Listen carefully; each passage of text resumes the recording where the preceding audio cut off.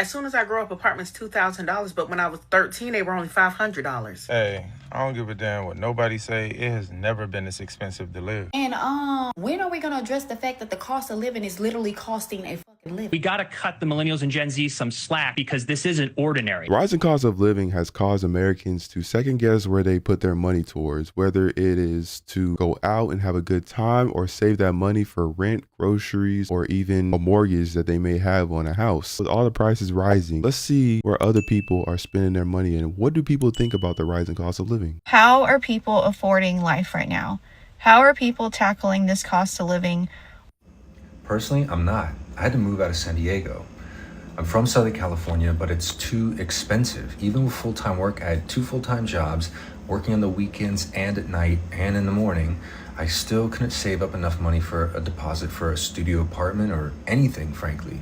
So I had to make a change. Right there is the border wall with Mexico and the United States. One side is San Diego, one side is Tijuana. Now I live on the Tijuana side. While the difference is only 2 blocks, I have a substantially cheaper cost of living.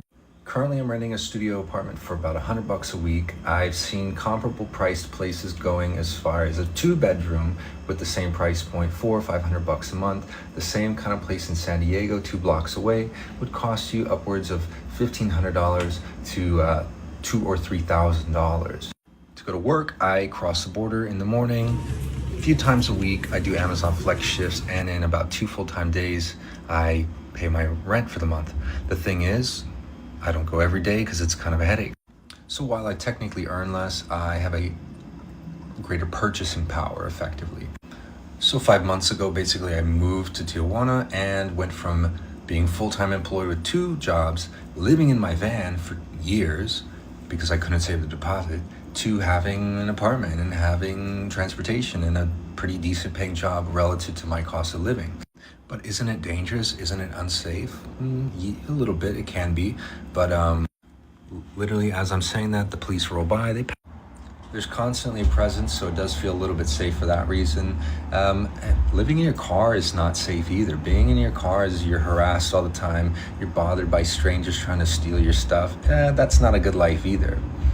So while it's not a perfect solution, it's a solution for now and it works, and I've improved my quality of life by moving 2 blocks. That's really where things are now. You know, you see him being at a point where he's working 2 jobs, 2 and 3 jobs, and that's just where some people just have to be now. You know, that whole life of working just one job is almost non-existent. There used to be a time where you could just work a job and then just have everything kind of paid for and then be able to live comfortably. But now those times are over. It's the time to really build up multiple streams of income and not even just have your day job, but have like another job or maybe start a business on the side. Cost of living in this country is currently, it's not going to be, it is currently unsustainable. And there are people that they know this, but then they'll still look at somebody else that's struggling and then tell them they're not doing good enough. I want you to imagine somebody that makes $75,000 a year. That's a pretty high up wage in terms of like top earners in this country, $75,000 a year. And we're going to go through some things here. This is a person with no debt outside of a car. And please don't hit me with the, you can go buy a car for, shut up, you can't, shut up, stop saying ridiculous things. An entry-level decent car is $30,000. So this person who puts $200 a month into insurance and they pay 5% into their 401k because shut up, people should be able to put money into their retirement. Because if you're not doing it now, you're never going to get to start doing it later. So after those 2 things come out of their paycheck and their taxes are paid, they bring home $53,850 a year from a $75,000 paycheck. Average rent in my state for a 1-bedroom apartment, because an adult should be able to live by themselves, $1,700. That car payment at 6% for an entry-level, very reasonable sedan, nothing fancy, that car payment's $579 a month. Car insurance, $240 or so a month for a lot of vehicles in this day and age. You're a young person, you've got a nice job, but the insurance companies still want to screw you over. Food. You only cook at home. You never, ever go out. You only cook at home and you only eat decent quality food because a human being should be allowed to eat decent quality food. You pay $879 a month for that. You spend $250 a month in gas. You wear and tear on your car $100 a month. $80 for your phone, $80 for your internet, $175 a month for your electricity, $70 for your water, $20 for your cash. You make 75 grand a year, and outside of a car payment, you have zero debt. Do you know how much money you have left over annually at a $75,000 wage? You do nothing. You don't own a Netflix. You don't go out on a date. You don't pay to go to a park. You don't go watch a movie. You do nothing. If you can't find it on the internet for free, you don't get to do it. If you can't cook it at home for your $800, you don't get to do it. You have $3,700 left over annually. That's like $320 a month. And there's going to be, well, that's $300. Shut up. Shut your stupid, contrarian, edgelord mouth. That's not a doctor bill, because God knows just because we have insurance doesn't mean that we don't still pay far out the ass when we go to the doctors. People like to be entertained. They want to date. They want to. There's those of you out there that will tell somebody living like this on $75,000 a year before taxes that they are not doing what they're supposed to do, that they should get a second job, that they should get a side hustle, that they should get a better job. And the fact that you would look at somebody with no debt other than a car and say something like this to them means objectively you're a moron and you live in a fantasy world. This is unsustainable. You know, once upon a time back in the day, making 75K was almost a flex. 75K, you're getting a nice house, you're having a nice car, living in a very nice community and everything like that. But now you're starting to see rent for a single bedroom starting at like 16 to 1700 for a decent size apartment. You know, when you factor that into the equation, it's almost like, well, dang, maybe you do need to get another job just to cover some of the things that you may have, because 75K, that's at least about 5 to 6K a month that you're making. To some people, you would think that you would make enough off of that, but when you have all these different expenses that are constantly rising up, it is taken away from what you can do with the amount of money you make off of that type of income. We got to cut the millennials and Gen Z some slack, because this isn't ordinary. They are moving the goalposts so quickly on the middle class because of the housing. Even that slide you just brought up, someone making $77,000 cannot qualify for a $400,000 home. That's the first time that's ever happened in the past 50 years. So they're being forced to rent. It's eating up 50% of their income. 50+% say we're in a recession. 58% say the economy is getting worse. It's not. By all objective measures, it's getting better. People keep feeling worse. Why is that? I think it depends on the age, because I think we're kind of living in two separate economies, if you will. Because if you're somebody who's over 60 years old, if you have a $400,000 home and you have just property taxes and homeowners insurance for $600 a month, that is significantly better than a millennial or Gen Zer spending $2,500 for rent or $3,600 for a mortgage. So I think people under 40 are really feeling the stress about the economy, saying it's not good because housing's up, college is up, daycare is through the roof. But I think people over 60 who sit back and go, my 401k is looking good, my house went up 40%, the economy's doing well, groceries are high, but we can deal. So I think it just depends on the age, because the millennials and Gen Zs are the ones really struggling. Yeah, and we see this a lot with different older generations that have a house that's over $400,000, but sometimes they bought this house years ago when the prices were a lot lower and the wages and everything were able to cover these expenses. You were able to make enough to pay off a mortgage like that. They look at the people now and like, well, we've worked hard throughout our years where things were a lot more cheaper, and now we're living the life that we've always wanted to live. And then look at those generations versus what's going on now with like millennials and Gen Z and everything going out, and now it's their time to go buy these houses. And then you're seeing that the price that it costs to be able to afford those things back then isn't like how it is now. Hey, I don't give a damn what nobody say. It has never been this expensive to live. Ever. Like in no era when motherfuckers was making $1 an hour, it was never this expensive to live. Eggs, $10 a piece. Like you walk in the store, you get 3 things, you at $65. Obviously, I just went, grocery shopping, so I'm venting a little bit, but like this don't make no sense. It really makes absolutely no sense how expensive shit is. Like, so if you ain't got a partner that's really ready and willing to help you out and like really like build this shit together, man, get the fuck on. Like, I ain't gonna lie, this is not the time to be taking care of nobody else. I don't give a damn what you say. If They ain't helping. They are literally hindering your ability to be able to get done. You know, when you have things that are that expensive just for to live for yourself, it almost makes you kind of question, can I afford to have somebody else in my life to take care of? Because now with things being so expensive, you have to think about these things like, okay, well, spending all this on just myself to make sure I'm good for like my house with all the groceries and all the everything else. But then you got to think about, oh, well, I still have a girl and everything that I have to take care of. And then you guys think about the other costs and everything. It's just a lot for an average American to really think about. As soon as I grew up, apartments $2,000, but when I was 13, they were only $500. My mom was living out in Lehigh for $550 for a 3-bedroom, 2-bath.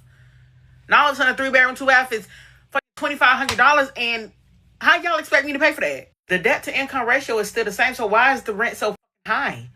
And y'all don't even own these buildings either, so what you charging me all this money for? I know your mortgage is not that high on it. That's just like back in the day, if you had bad credit, or let's say you just had broke a lease on an apartment, you can go get an apartment. You know, you go talk to Mr. John, and Mr. John gonna help you, him and Miss Mary.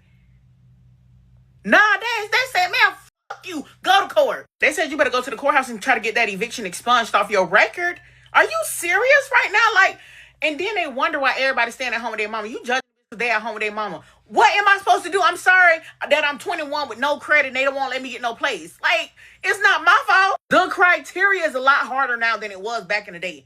Back in the day, if you had $1,500, you was in a house. Point blank, period. Yeah, she is 100% right. You know, I remember just talking to my parents and everything, just to talk to them about how much rent was back in the day. And you could almost get into an apartment for as low as like $500 to $600 a month. And that was very common around the board. And then getting like a house that was like $150,000 was something that you seen a lot common back then, versus now where the average price now is between $250,000 to $300,000 just for a base level house. Like, it's absolutely crazy. And then how things have just rise up to $2,000 a month has came out of nowhere. One of the big concerns is, what are you going to do about bringing down the rent and things like that in the economy? Because out of 8 children that I'm a father and a stepfather to, 5 of them are struggling, and I'm giving them part of my income on a regular basis. How are you going to make the economy, not just the the food and electricity, but bring down the rent prices, the housing prices, so that these kids can survive and without their parents' help? Such a good question, Mr. President. You're right. I hear it very well. And we are going to drill, baby, drill. We're going to bring down the cost of energy. Energy is what caused the worst inflation, I think, in the history of our country. Food prices are up 50%, sometimes more. You look at bacon. Bacon is quadrupled. You can't order bacon. You can't order anything. We're living horribly. We have the worst inflation we've probably ever had in our country. And it started because of energy. We're going to drill, baby, drill. And then we're going to have China and all of these countries that were treating us good when I was there toward that. I mean, it took me a long time to get them to behave properly. All of these countries are going to, again, stop. Like 4 years ago, I could ask you, you were in great shape. You had low energy costs. You had low food costs. Everything was good. You could buy a house. You had low interest rates, 2% interest rates. You had gasoline at $1.87. Now it's $5. And by the way, going up very substantially. But you had gasoline at $1.87 a gallon. Nobody talks about that anymore. Nobody even can believe it's going to happen. It's going to happen again. We've got to get the energy prices down, and everything else is going to be tumbling down with it, the prices. And yet this man has been in office for over 6 to 7 months now, and nothing has not been done. Let's see where things end up in the next 3 years. I hate to be the one to say this, but the reason that the cost of living is so high, and the reason that regular household items and groceries continue to increase is because we don't know how to stop purchasing things. We don't know how to say no. We don't have self-control. Like, if I think about history and why in the history books people actually got like a little bit of change, it's because they had some sort of resistance, some sort of self-control. We literally buy.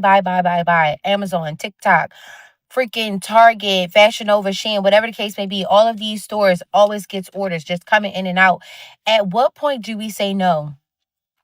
At what point do we fight back? Because the reality of it is the government is looking at us like, okay, they're never going to stop. So why would we decrease the price on anything? Y'all need to just make some more money and fend for yourselves. But no, everybody has to have the latest everything.